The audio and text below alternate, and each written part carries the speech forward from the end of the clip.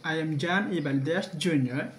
I'm here to present my research entitled Impact of Irrigation on Regional Climate in Lupao, Nueva Ecija. Introduction. Water is very important for farming, but many farmers use old systems that waste a lot of it. So, tubig ay importante sa farming. Pag walang tubig, hindi lalago ang isang crops. And karamihan sa mga farmers ay gumagamit ng mga lumang machineries o systems na kung saan ay nahihirapan silang kumuha ng tubig. New methods like drip irrigation and soil sensors help keep water directly to the plant, saving water and growing more crops. So, sa new technology na meron tayo ngayon, like drip irrigation and soil sensors, tutulungan natin ang farmers para mas maging efficient with droughts and changing weather. Farmers need to be careful with water, collecting rainwater, planting cover crops, and changing what they grow can help. Using water wisely keeps farms strong and helps the community. So, ang paggamit ng tubig ay depende sa paggamit ng mga farmers. Mas magiging maganda ang irrigation system kapag tama ang gamit natin. Objective: to examine the impact of irrigation practices in Lupao, Nueva Ecija on regional climate patterns, focusing on temperature, humidity, and precipitation changes. The study also aims to provide sustainable irrigation strategies that enhance agricultural productivity while promoting climate resilience. The number one objective is to analyze the influence of irrigation systems in Lupao, Nueva Ecija, na kung saan ay ma-analyze natin yung kung ano ba talaga yung influence ng irrigation sa Lupao. And para din malaman natin kung ano ba yung kailangan natin gawin. Number 2 is to evaluate the effects of irrigation-induced climate changes on agricultural productivity and water resource availability in Lupao and surrounding areas, identifying potential risks and benefits for farmers and ecosystem. So dito, kailangan nating evaluate ang epekto ng irrigation sa agriculture, lalo na sa mga field, lalo sa crops na ating nanim, na kung ano ba yung epekto nito at kung ano yung magiging resulta nito. Number 3 is to develop sustainable irrigation management strategies that mitigate adverse climate impacts while supporting agricultural efficiency and long-term environmental resilience in the region. And dito, plano natin na develop natin ng sustainable irrigation management para mas maging efficient yung paggamit natin nito, and kung sino ba yung may kakayanan na mag-adapt ng technologies. Statement of the problem: challenges in irrigation. So dito pumapasok yung mga challenges ng different farmers, na kung saan ay ma-identify natin yung mga problems nila in terms of irrigation. And need for modern techniques Dito naman, ma-identify natin yung kung ano ba yung kailangan nilang modern technologies na kailangan nilang i-adapt para mas maging maayos yung kanilang irrigation system. And environmental and water resource impact naman, dito, maintindihan nila yung kung paano yung irrigation ay nakaka-epekto sa groundwater, water availability, and local climate factors. And governance and sustainable solution. So dito papasok ang government policies and local governments na kung saan magpo-promote ng sustainable irrigation practices. Kung saan yung dito papasok ang mga iba't ibang programs, methodology, design, approach, descriptive, and analytical. Focus, understand effects of irrigation and temperature, humidity, and rainfall. Tools, combine quantitative data and qualitative observation. Local study. Location, Barangay Salvacion Pues, Lupao, Nueva Ecija. Population, 2,092, and it represents 44.56 of Lupao's total population. Participants and sampling. Total respondents, meron po akong na-interview yung 15 farmers. Selection method, purposive sampling, criteria, experience in farming, irrigation, and local knowledge. Diversity, it based on age, occupation, and use in agriculture.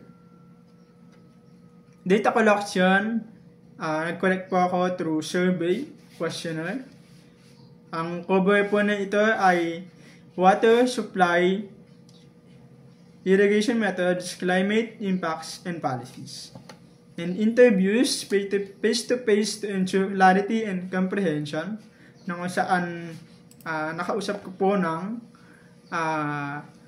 harapan yung farmers.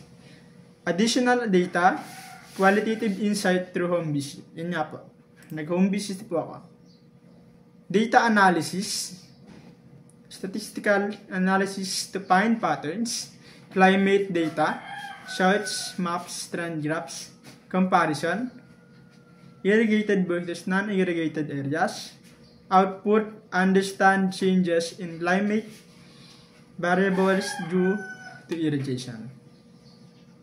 Ethical consideration, voluntary participation, data privacy ensured, responses used strictly for research purpose. So dito, papasok yung data privacy, yung protection ng information ng farmers. Results, socio-demographic profile, majority of na interview ko po ay 46 to 60, 53.33%. Occupation, 80% are farmers. Experience, 60% with over 20 years in farming.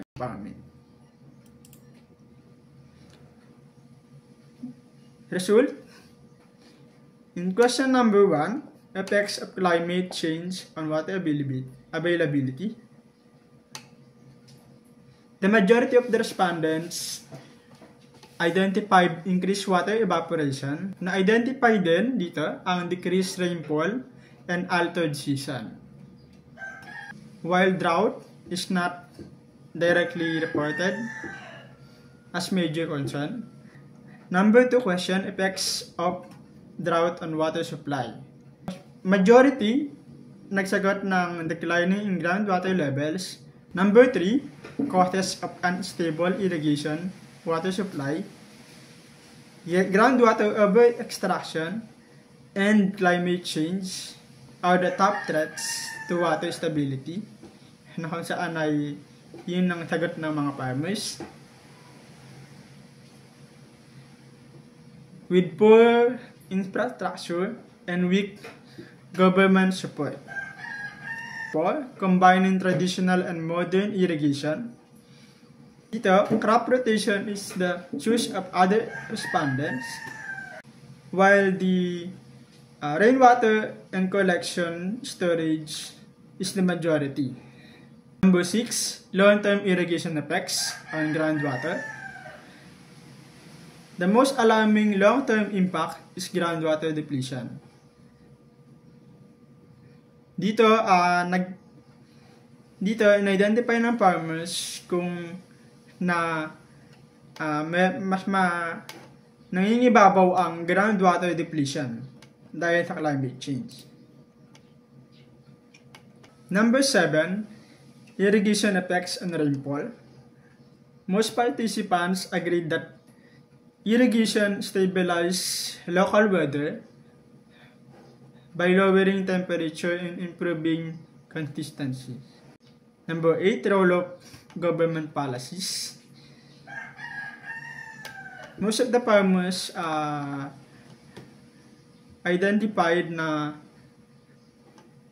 mas maraming sila natatanggap na subsidies na support kaysa sa regulation. Number 9, tech to improve irrigation. Dito, mas alam ng farmers ang remote sensing and the others ay hindi sila familiar. Number 10, tech challenges.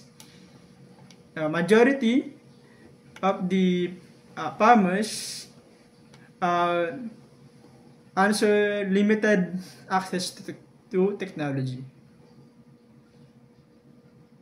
Na kung saan walang kakayanan ng mga farmers na mag-adapt sa mga technology. Number 11, recommended water strategies. Majority answered improving infrastructure, na kung saan kulang ng mga technologies na kailangan gamitin para sa irrigation. And 12, believe in sustainable irrigation. So, many believe that sustainable irrigation can mitigate climate change. Summary, ang naging core findings ay climate change is altering water availability, evaporation rising, na malaking factor ang climate change sa pagbaba ng level ng tubig. Irrigation challenges, groundwater overuse, lack of tech access. So dito, na nagkakaroon ng overuse ng tubig, kulang sila sa access sa technology na kailangan para maging sustainable ang kanilang irrigation system. Positive views, farmers ready to adopt sustainable irrigation. So mas dito, based sa interview, based sa survey, mas ay ready na ang mga farmers na mag-adapt ng sustainable irrigation. Conclusion, climate change leads to less stable irrigation supply. So dito, climate change ay nagli-lead ng less stable irrigation supply dahil sa pabago-bagong panahon and groundwater quality and quantity at risk. So yung quality ng water ay hindi na ganun kaganda at hindi na ganun karami ang supply ng tubig. Drip irrigation and remote sensing recognized as beneficial. So dito, mas magiging effective ang irrigation kapag gumamit tayo ng technologies. Farmers support sustainability but need government support. So dito, ang farmers ay kailangan ng support through government para mas maayos pang magamit ng farmers ang irrigation system and mas magiging efficient. Recommendation: expand access to irrigation technologies. Dito papasok ang pag-expand ng access sa irrigation technologies. Dito, kailangan expand ang access sa irrigation technologies para mas lalong masustain ang farming practices ng mga farmers. Upgrade infrastructure and irrigation system. Kailangan nito para mas mapalawig pa ang irrigation system nila. Launch farmer education and training program. So, mas maganda kung magkakaroon ng sapat na education ng kaalaman at trainings program para sa mga farmers in terms of irrigation system. Implement strong and supportive government policies. So, may mga policies ang government sa irrigation na kung saan ay pwedeng gamitin ito para mas magiging sustainable ang irrigation ng mga farmers. And to encourage integration of traditional and modern practices para ma-encourage ang farmers na gamitin ang traditional at modern.